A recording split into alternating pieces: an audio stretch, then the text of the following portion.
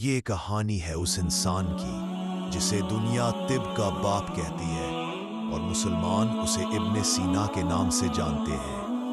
1980 میں بخارا میں پیدا ہونے والا یہ لڑکا صرف 10 سال کی عمر میں قرآن مکمل کر چکا تھا اور 16 سال کی عمر میں فقہ اور منطق کا عالم بن چکا تھا۔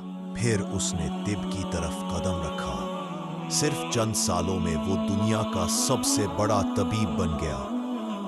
اس کی کتاب القانون فی طب 6 صدیوں تک یورپ کی میڈیکل یونیورسٹیوں میں پڑھائی گئی۔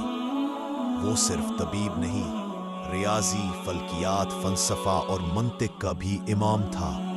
425 سے زائد کتابوں میں اس نے علم کی ایک دنیا آباد کر دی۔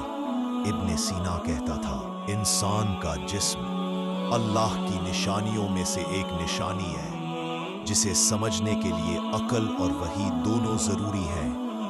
وہ صرف سائنسدان نہیں تھا، وہ ایک مسلمان مفکر تھا۔